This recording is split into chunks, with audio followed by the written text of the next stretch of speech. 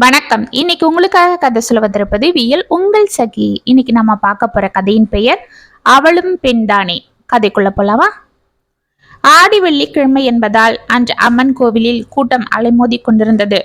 புத்திற்கு பாலை ஊற்றிவிட்டு அம்மனை தரிசித்து விட்டு அனைவரையும் முண்டியடித்துக் கொண்டு அர்ச்சனைக்கு கொடுத்திருந்த தன்னுடைய கூடையை தேடி பிடித்து வாங்கி கொண்டு அறக்க பறக்க அழுத்து போய் வெளியே வந்தாள் கௌதமி. நெற்றியில் இருந்த குங்குமம் வேர்வையில் நனைந்து மூக்கில் வந்து வழிந்து கொண்டிருந்தது. அவசர அவசரமாக அதை சரி செய்து கொண்டு வாட்சி பார்த்தாள். அட கடவுளே, நேரம் ஆயிடுச்சே. இன்னைக்கு 1 hour தான் பர்மிஷன் போட்டிருக்கேன். இனி வீட்டுக்கு போய் கடன்னு சமைச்சிட்டு பசங்களை ரெடி பண்ணி அனுப்பணும். அவர் வேற எழுந்தாரா இல்லையான்னு தெரியலையே என்று மனதில் புலம்பிக் கொண்டே ஓட்டமும் நடையுமாக வீட்டிற்கு வந்து சேர்ந்தாள். கேட்டில் மாட்டிருந்த பையில் கையை நுழைத்து பால் பேக்கெட்டை எடுத்துக்கொண்டு உள்ளே ஓடினாள். வசுமதி தூக்கத்திலிருந்து எழுந்து சோஃபாவில் அமர்ந்திருக்க அவள் முகம் கடுகடவென இருந்தது. பாத்ரூமில் தண்ணீர் சத்தம். அவர் எழுந்துட்டாரா? குளிக்கிறாரு போல இருக்கு. ஐயோ, அத்தை வேற அப்படி முறைக்கிறாங்க. காப்பிக்கு லேட் ஆயிடுச்சு, பின்ன முறைக்காம என்ன பண்ணுவாங்க என்று உள்ளே ஓடி பாலை குக்கரில் ஊற்றி அடுப்பில் வைத்தவள் பிள்ளைகளை எழுப்ப உள்ளே ஓடினாள். ஆடி மாசம் வெள்ளிக்கிழமையே போய் புத்துக்கு பாலை ஊத்திடணுமா? ஏன் 2வது வாரம் 3வது வாரம் ஊத்தினா என்ன என்று கூறிக்கொண்டு உள்ளே எட்டி பார்த்தாள் வசுமதி. அருணும் சுமதியும் கண்களை கசக்கி கொண்டு வந்து சோஃபாவில் அமர பெட்ஷீட்டை மடித்து வைத்துக் கொண்டிருந்தாள் கௌதமி. என்ன, நான் கேக்குறேன்னு பதில் சொல்ல மாட்டியா என்று மேலும் வசுமதி கேட்க, அத்தை அது இல்ல அத்தை, 2வது வாரம்னா எனக்கு பீரியட்ஸ் டேட் வந்துடும். அப்புறம் 3வது வாரம் நம்ம சுசீலா குழந்தைக்கு பர்த்டேன்னு வர சொல்லியிருக்கா. அப்புறம் இப்படி ஏதோ ஒரு வேலை வந்துடும். அதுதான் வாரமே ஊத்திட்டா நல்லா இருக்குமேன்னு. எல்லாத்துக்கும் பதில வச்சிட்டு என்று முகத்தை திருப்பி கொண்டாள் வசுமதி. இதற்குள் பால் குக்கர் விசில் அடிக்க ஓடி சென்று அதை அணைத்த கௌதமி பிள்ளைகளுக்கு பூஸ்டும் தனது மாமியாருக்கு காப்பியும் கொண்டு வந்து கொடுத்தாள். இதற்குள் சரவணன் குளித்து விட்டு வெளியே வர, எனக்கு காப்பிலாம் வேண்டாமா, டிஃபனை வச்சுடு என்று கூறிக்கொண்டு உள்ளே சென்றான். ஏங்க என்று கௌதமி அவன் பின்னால் செல்ல, ஆமா, நீ டிஃபன் சாப்பிட்ற நேரத்துக்கு காப்பியை கொடுத்தா அதுதான் என்றாள் வசுமதி. இதை கேட்ட கௌதமிக்கு முகத்தில் கலவரம் தெரிந்தது. என்னங்க, அதுக்காகவா? நான் தான் நேத்தே சொன்னேன் இல்ல, இன்னைக்கு கோவிலுக்கு போறேன், ஒரு நாள் அட்ஜஸ்ட் பண்ணிக்கோங்கன்னு என்று அவன் முகத்தை பார்த்தாள். ஏய், அதெல்லாம் ஒன்னும் இல்ல, நான் அப்படி சொன்னேனா? அம்மா ஏதோ சொன்னா. நான் இன்னையிலிருந்து காப்பியை விட்டுலான்னு இருக்கேன். அதுதான், நீ டென்ஷன் ஆகாத, போய் வேலையை பாரு என்று உடைகளை மாற்ற உள்ளே சென்றான். அப்பாடா, அதுதானே பார்த்தேன், அந்த வரைக்கும் தப்பிச்சோம் என்று உள்ளே சென்ற கௌதமி விறுவிறுவென டிஃபனை செய்து முடித்துவிட்டு மதியம் சாப்பாடும் தயார் செய்து அனைவருக்கும் கட்டி முடித்தாள். இதற்குள் சுமத்தி குளித்து முடித்துவிட்டு யூனிஃபார்மை போட்டுக்கொண்டு பள்ளிக்கு கிளம்பி வெளியே வர, அம்மா ஜட போடுங்கம்மா, டைம் ஆகுது என்ற ரிப்பனுடன் வந்து நின்றாள். சீப்பு கொண்டு வந்தியா? எத்தனை வாட்டி சொல்றது, தலை வரும்போது சீப்பா கொண்டு வரணும்னு என்று கூறிக்கொண்டு சரவணனுக்கு டிஃபனை பரிமாறினாள் கௌதமி. ஓ சாரிம்மா, தோப்பை எடுத்துட்டு வந்துடுறேன் என்று சுமத்தி குடுகுடுவென உள்ளே ஓட, அதற்குள் அம்மா என்னோட யூனிஃபார்ம் என்று உள்ளிருந்து குரல் கொடுத்தான் அருண். அங்க ஷெல்ஃப்ல தான் வச்சிருக்கேன், பாருப்பா. அம்மா அது மேல இருக்கு, எனக்கு எட்டல, நீங்க வாங்க என்று மீண்டும் சினுங்கினான். ஓ, நான் எங்க அப்பாவுக்கு டிஃபன் வச்சிட்டு இருக்கேன் இல்ல, அக்காவை எடுத்து கொடுக்க சொல்லு. ஏ அக்கா, அது எடுத்து கொடுடி என்றான் அருண். என்னது டியா? அம்மா பாருங்கம்மா, என்ன டீன்னு சொல்றான் என்றவன் தலையில் ஒரு குட்டு வைத்தாள். ஆ, வலிக்குதுடி என்று கத்தி கொண்டு சுமத்தியை கிள்ளினான். சற்று நேரத்தில் இருவரும் அடித்து கொண்டு அழ ஆரம்பிக்க, கௌதமி நான் பாத்துக்கிறேன், நீ போய் அவங்கள பாரு என்றான் சரவணன். இந்த பசங்களுக்கு வேற வேலை இல்ல, நல்லா செல்லம் கொடுத்து கெடுத்து வச்சிருக்கீங்க 2 பேரும், அதுதான் இந்த அமகலம் பண்ணுதுங்க என்று கூறிக்கொண்டு பாத்ரூமுக்கு சென்றாள் வசுமதி. பிள்ளைகளை அதட்டி விட்டு அருணுக்கு யூனிஃபார்மை எடுத்து கொடுத்த கௌதமி வெளியே கேட் சத்தம் கேட்டு வாசலுக்கு ஓடினாள். ஆட்டோவிற்கு பணத்தை கொடுத்து விட்டு உள்ளே வந்து கொண்டிருந்த மல்லிகாவை பார்த்ததும் அவள் முகம் மலர்ந்தது. அத்தை வாங்க அத்தை என்று ஓடி சென்று அவளை அணைத்து கொண்டாள். என் தங்கம், எப்படிமா இருக்க? ஆமா, என்ன இன்னைக்கு ஆபீஸுக்கு லீவா? இன்னும் ரெடியாகாம இருக்கியே என்று அவளை ஆச்சரியமாக பார்த்தாள் மல்லிகா. இல்ல அத்தை, 1 hour பர்மிஷன் போட்டிருக்கேன், தோ இப்ப ரெடி ஆகிடுவேன். அப்படியா? என்னம்மா, எதுக்கு? இன்னைக்கு ஆடி வெள்ளிக்கிழமை இல்ல, அதுதான் புத்துக்கு பால் ஊத்திட்டு வந்தேன். அப்ப நீயும் கோவிலுக்கு வந்திருந்தியா? ஆமா அத்தை, நீங்களும் கோவிலுக்கு வந்தீங்களா என்ன? ஆமாண்டா கண்ணு, பவித்ராவுக்கு இன்னைக்கு லீவு இல்லைன்னு சொல்லிட்டா. அதுதான் சரி நான் மட்டும் வந்தேன். இந்த வச்சிக்க என்று கூடையில் இருந்த பூவை அவளிடம் கொடுத்தாள். இதற்குள் அவர்கள் உள்ளே வர அவர்களை பார்த்த பிள்ளைகள் ஓடி வந்து பாட்டி என்று கட்டி கொண்டனர். சரவணின் பெரியப்பா மனைவி மல்லிகா. வசுமதியும் மல்லிகாவும் ஒரே வீட்டில் வாழ வந்த மருமகள்கள். அவர்களுக்கு 2 நாத்தனார்களும் இருந்தனர். அவர்களும் மதுரை டவுனிலேயே 1 மணி நேர பிரயாண தூரத்திலேயே இருந்தனர். அந்த காலத்தில் அனைவரும் கிராமத்தில் கூட்டு குடும்பமாக இருக்க, பிறகு பிள்ளைகள் வளர வளர அவர்கள் படிப்பு வசதிக்காக தனி குடித்தனம் சென்று விட்டனர். ஆனால் அனைவரும் மதுரை மெயினிலேயே அக்கம் பக்கத்தில் இருந்து கொண்டு அடிக்கடி சென்று வந்து கொண்டிருந்தனர். மல்லிகா கோவிலுக்கு செல்லும் போதும் கடை வீதிக்கு செல்லும் போதும் அப்படியே வசுமதியை பார்க்க வருவதுண்டு. ஆனால் வசுமதி வெளியே அவ்வளவாக செல்வதில்லை. சுமதியும் அருணுக்கும் கூட மல்லிகா பாட்டி என்றால் மிக்க பிரியம். அவளது அன்பான பேச்சு, சாதுவான குணத்தை பார்த்து கௌதமியும் அவளிடம் அன்பாக இருந்தாள். வாங்க பெரியம்மா, எப்படி இருக்கீங்க? அண்ணா அண்ணிலாம் நல்லா இருக்காங்களா? பசங்க எப்படி இருக்காங்க என்று எழுந்து கொண்டான் சரவணன். நீ சாப்பிடு கண்ணு, சாப்பிடும்போது எதுக்கு எழுந்துக்கிற என்று அவனை கையை பிடித்து பலவந்தமாக அமர வைத்தாள் மல்லிகா. நாங்க எல்லாரும் நல்லா இருக்கோம். ஆமா, நீங்க எப்படி இருக்கீங்க? வசுமதி எங்க என்று சுற்றி பார்த்தாள். இங்கதான் இருக்கேன் என்று உடைகளை மாற்றிக்கொண்டு வெளியே வந்தாள் வசுமதி. என்ன வசுமதி, இப்பதான் குளிச்சியா? ஆமாக்கா, எங்க காலையில எழுந்தா இந்த காப்பி தண்ணி உள்ள போனாதான் எனக்கு உடம்பே அசையும். ஆமா, என்ன திடீர்னு இந்த பக்கம்? ஆ, நானா திடீர்னு வரேன்? நான் அடிக்கடி வந்துகிட்டு தான் இருக்கேன். நீதான் அந்த பக்கமே ஆளை காணோம். சரி, இந்தா பிரசாதம் எடுத்துக்க என்று அவளிடம் பிரசாதம் கொடுத்த மல்லிகா கூடையில் இருந்து பிஸ்கட் பாக்கெட்டுகளை எடுத்து பிள்ளைகளிடம் கொடுத்தாள். இதற்குள் அவளுக்கு தட்டை கொண்டு வந்து வைத்து டிஃபனை வைத்தாள் கௌதமி. அம்மாடி, எனக்கு என்ன இதுக்குள்ள அவசரம்? நானும் வசுமதியும் அப்புறம் சாப்பிட்டுக்கிறோம். நீ ஆபீஸுக்கு கிளம்பு, நேரமாகுது பாரு என்றாள் மல்லிகா. இருக்கட்டும் அத்தை, நான் பரிமாறிட்டே கிளம்புறேன். அதெல்லாம் நாங்க பாத்துக்கிறோம், நீ போய் ரெடியாகு. நீ சாப்பிட்டியா கண்ணு? இல்ல அத்தை, நான் எடுத்துக்கிட்டேன், ஆபீஸ்ல போய் சாப்பிட்டுப்பேன். ஏம்மா? இல்ல அத்தை, இன்னைக்கு லேட் ஆயிடுச்சு. இன்னும் பாப்பாக்கு ஜடைய போட்டுட்டு நான் கிளம்பணும். சுமதி குட்டி, இன்னைக்கு பாட்டி ஜடை போடவா? என்கிட்ட வா என்றாள் மல்லிகா. சரி பாட்டி என்று சுமதி அவளிடம் ஓட கௌதமி சிரித்து கொண்டே உள்ளே சென்று ஆபீஸிற்கு ரெடியாகினாள். இதற்குள் சரவணன் ஆபீஸிற்கு கிளம்ப அவனை வழி அனுப்பிவிட்டு உள்ளே வந்தவள் பிள்ளைகள் இருவருக்கும் டிஃபனை வைத்துவிட்டு தனது பேக் எடுத்துக்கொண்டு வசுமதியிடம் வந்து நின்றாள். அத்தை, நீங்களும் பெரிய அத்தையும் சாப்பிட்டுக்கோங்க. உங்களுக்கு மாத்திரை எல்லாம் எடுத்து டேபிள் மேலேயே வச்சிருக்கேன், போட்டுக்கோங்க. அப்ப நான் கிளம்புறேன். பசங்களா, ஆட்டோ வந்ததும் பத்திரமா ஸ்கூலுக்கு கிளம்பணும், பாட்டியை தொந்தரவு பண்ணக்கூடாது என்றாள். சரிம்மா என்று பிள்ளைகள் இருவரும் கோரஸ் பாட, அப்ப அத்தை நான் போயிட்டு வரவா? நீங்க சாயங்காலம் வரைக்கும் இருப்பீங்க இல்ல என்றாள் மல்லிகாவை பார்த்து. இல்லடா கண்ணு, சாயங்காலம் பசங்க ஸ்கூல்ல இருந்து வந்துடுவாங்க. நான் போய் அதுங்களுக்கு டிஃபன் எதனா ரெடி பண்ணணும். பவித்ராவும் ஆபீஸ்ல இருந்து வந்தா எதனா சாப்பிடுவா. நான் பொழுதோட போனாதான்.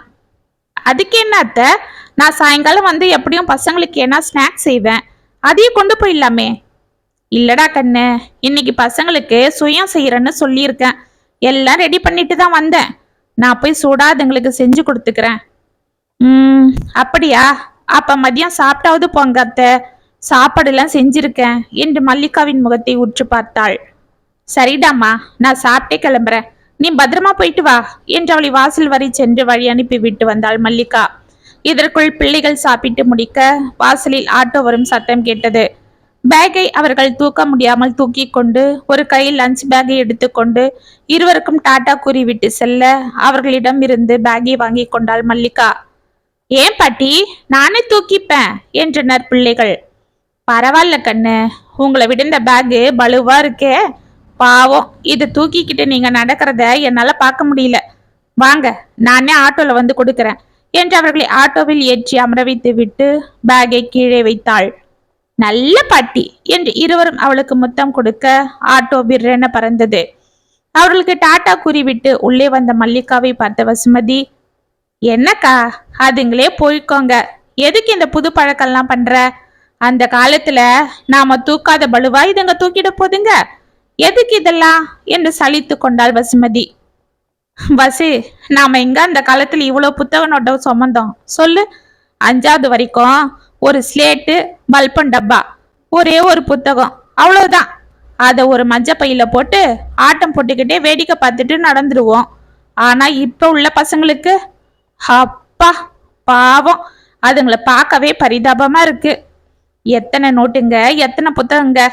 அதுவும் அதுங்க காலையில எழுந்து அரைகுறையா தின்னுட்டு போற லட்சணத்துக்கு எங்க இருந்து அதுங்களுக்கு சத்து இருக்க போகுது என்று சிரித்தாள். அது என்னவோ உண்மைதான். ஆமா, உங்க வீட்லயும் நீதான் இப்படி எல்லா வேலையும் செஞ்சிட்டு இருப்பியா?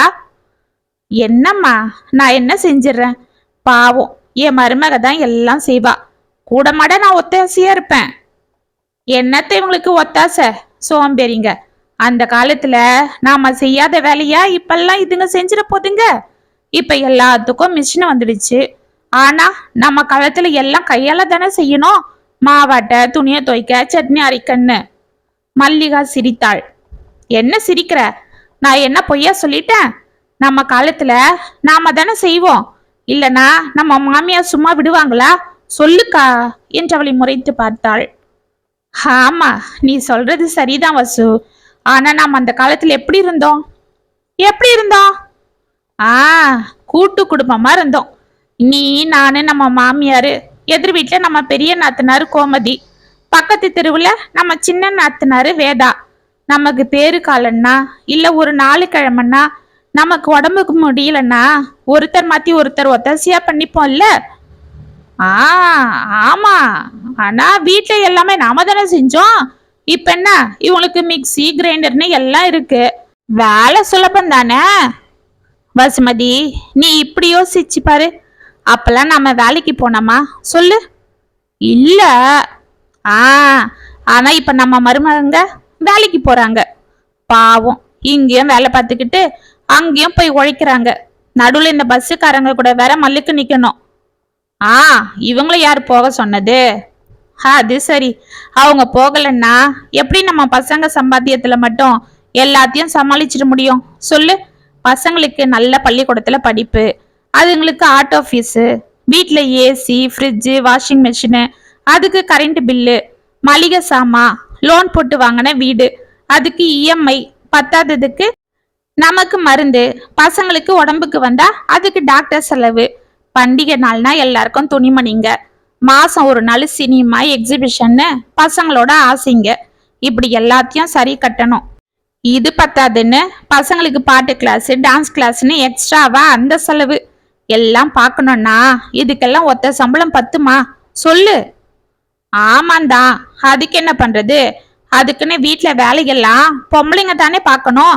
அதுக்காக வீட்டை கவனிக்காம போயிடுவாளா? நான் அப்படி சொல்ல வரல வசுமதி. நாமளும் அவங்களுக்கு சின்ன சின்னதா ஒத்தாசை செய்யறதுல ஒன்னும் குறைஞ்சிட மாட்டோம். இதோ பாரு, காலையில அவ பாலை காய்ச்சறதுக்குள்ள நீ வீட்டை பெருக்கலாம். அவ சமைக்கிறதுக்குள்ள நீ பசங்களை எழுப்பி அவங்கள பள்ளிக்கூடம் போக தயார் பண்ணலாம். அவ டிஃபன் விற்கிறதுக்குள்ள நீ எல்லாருக்கும் கட்டி வச்சிடலாம். இப்படி கூட மட ஒத்தாசையா இருந்தா அவளுக்கும் கொஞ்சம் சிரமம் குறையும் இல்லையா? உன்னோட உடம்பும் ஆரோக்கியமா இருக்கும். இப்படி என்னை விட சின்னவளான நீ இப்பவே கால் வலி, மூட்டு வலின்னு உக்காந்த இடத்த விட்டு எந்திரிக்கிறது இல்ல. வசுமதியின் முகம் சுருங்கியது. ஆமா, அக்கா சொல்றதும் சரிதான். நாமளும் எழுந்து அப்படி இப்படி நடக்காம கிடக்கறதாலதான் இப்பவே கால் வலி, மூட்டு வலின்னு கிடக்குறோம். நம்மளை விட 3 வயசு பெரியவ ஜம்முன்னு எங்கெல்லாம் ஊற சுத்துறா, சலிக்காம போயிட்டு வரா என்று யோசித்து கொண்டிருந்தாள். என்ன பாக்குற வசு, நான் சொல்றத தப்ப எடுத்துக்காத. அந்த காலத்துல நமக்கு மாசத்துக்கு அந்த 3 நாளுக்கு நம்ம மாமியார் என்ன பண்ணுவாங்க என்று வசுமதியின் முகத்தை உற்று பார்த்தாள் மல்லிகா. ஆ, அந்த மூலையில இருக்கிற தனி ரூம்ல விட்டுருவாங்க. அங்க தானே நம்ம 3 நாள் இருக்கணும். வெளியிலயே வரக்கூடாது. அப்படி வெளியில வந்துட்டா அப்பாடி அப்படி கத்துவாங்களே. ஆ, அது எதுக்கு? அப்ப நம்மளுக்கு கம்ப்ளீட்டா ரெஸ்ட் கொடுக்கதான். அப்பெல்லாம் யாரு வேலை பாப்பா? யாரு? நீ அப்படி உட்காரும் போது நான் பார்த்துப்பேன். அத்தை பாப்பாங்க. நான் போய் உக்காந்தா நீ பார்த்துப்ப. அத்தையும் கூட மடாப்ப செய்வாங்க. ஆ, அதே போல பண்டிகை நாள்னா நம்ம நாத்தனாருங்க வந்து மாவு இடிக்க செய்யணும் நமக்கு உதவி செய்வாங்க இல்ல? ஆ, நாம கூட தான் உங்களுக்கு போய் உடம்பு முடியலன்னா செய்வோம். ஏன், இங்க இருந்து சாப்பாடு செஞ்சு எத்தனை நாள் கொண்டு போய் கொடுத்துருக்கோம் என்றாள் வசுமதி. ஆ, அப்படி ஒருத்தருக்கு ஒருத்தர் பொம்பளைங்க உதவியா இருப்போம். ஆனா பாவம், இப்ப இவங்களுக்கு யார் இருக்கா? இந்த காலத்துல எல்லாரும் தனி கொடுத்தனம் தான் இருக்காங்க. அப்படியே வீட்டுக்கு நாத்தனாரு ஓரவத்தின்னு வந்தாலும் விருந்தாளி போல இருந்துட்டு போயிடுறாங்க. பாவம், இவங்களே தான் எல்லாம் செஞ்சுக்கணும்.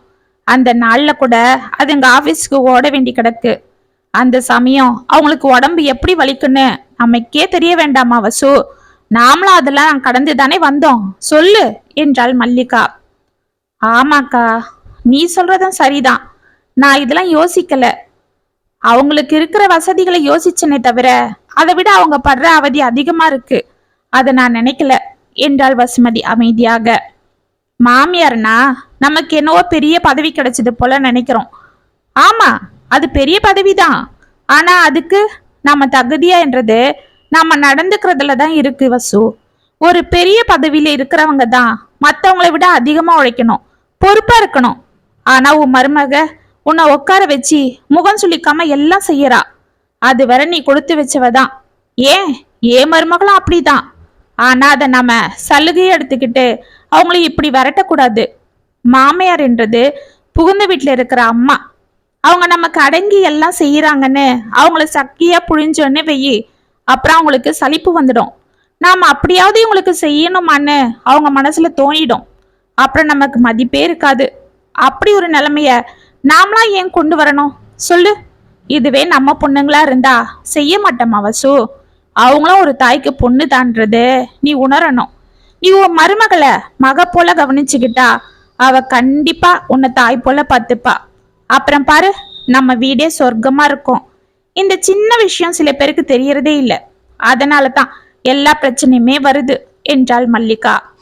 வசுமதி அமைதியாக அவள் கூறுவதின் அர்த்தத்தை யோசித்துக் கொண்டிருந்தாள். அன்று மாலை அழித்து கழுத்து போய் வீட்டிற்கு வந்த கௌதமிக்கு பசி வயிற்றை கிள்ளி கொண்டிருந்தது. என்ன செய்வது என்று யோசித்துக் கொண்டு வந்தவளுக்கு உள்ளே பஜ்ஜி வாசனை மூக்கை துளைத்தது. பிள்ளைகள் இருவரும் தட்டில் பஜ்ஜியை வைத்துக் கொண்டு சாப்பிட்டுக் கொண்டிருப்பதை பார்த்து அசந்து நின்றாள். அம்மா, பாட்டி பஜ்ஜி செஞ்சிருக்காங்க, சூப்பரா இருக்கு என்றான் அருண். ஆமாமா, நீங்களும் வந்து சாப்பிட்டு பாருங்க என்றாள் சுமதி. அப்படியா? அப்ப மல்லிகா பாட்டி இங்கதான் இருக்காங்களா என்று கேட்டுக்கொண்டு பரபரப்பாக உள்ளே வந்தாள் கௌதமி. மல்லிகா பாட்டி இல்ல, இந்த வசுமதி பாட்டி தான் செஞ்சேன் என்று சிரித்து கொண்டே கையில் தனது மருமகளுக்கு பஜ்ஜிகளை அடுக்கி எடுத்து கொண்டு வந்தாள் வசுமதி. அவளை அதிர்ந்து பார்த்த கௌதமி, அத்தை, நீங்க பஜ்ஜி? ஏன், நான் என் மருமகளுக்கு செய்யக்கூடாதா? பாவம், எங்களுக்காக நீ இவ்வளவு தூரம் போய் உழைச்சிட்டு வரும்போது நான் உனக்காக இந்த சின்ன உதவி செய்யக்கூடாதா? சரி, மோகாலம்பிட்டு வந்து சாப்பிடு. வாமா, நைட்டுக்கு கூட நானே டிஃபன் ரெடி பண்ணிடுறேன். நீ நிதானமா சாப்பிட்டு பசங்களை கவனி என்றாள் வசுமதி சிரித்து கொண்டு. அத்தை, எதுக்கு அத்தை? நான் பாத்துக்கிறேன், நீங்க ஏன் சிரமப்படுறீங்க என்று பதறினாள். அதெல்லாம் ஒண்ணு இல்ல, நானும் இப்படி ஏதாவது சின்ன சின்னதா செஞ்சாதான் உடம்பும் நல்லா இருக்கும். அத்தை, அதுக்கு இல்ல, நீ பேசாம இரு, நான் சொல்றத செய். முதல்ல இதை சாப்பிடு என்று அவள் கையில் பஜ்ஜி பிளேட்டை திணித்து கொண்டு சிரித்தாள் வசுமதி. அதை வாங்கிய கௌதமி தனது மாமியாரை ஏறெடுத்து பார்க்க அந்த பார்வையில் முதலாக இருந்த தாய்ப்பாசத்தை உணர்ந்தாள் வசுமதி. இத்துடன் அவளும் பெண்தானே கதை முற்றம். உங்களுக்கான எழுதின இந்த கதை உங்களுக்கு பிடிச்சிருந்தா கமெண்ட்ஸ்ல சொல்லுங்க, லைக் பண்ணுங்க, ஷேர் பண்ணுங்க, மறக்காம சப்ஸ்கிரைப் பண்ணிக்கோங்க. மீண்டும் நாளைக்கு வேற ஒரு சுவாரஸ்யமான கதையோட உங்களை சந்திக்கிறேன். அது வரைக்கும் இனிப்பிலே இருங்க. இப்படிக்கு வியல் உங்கள் சகி.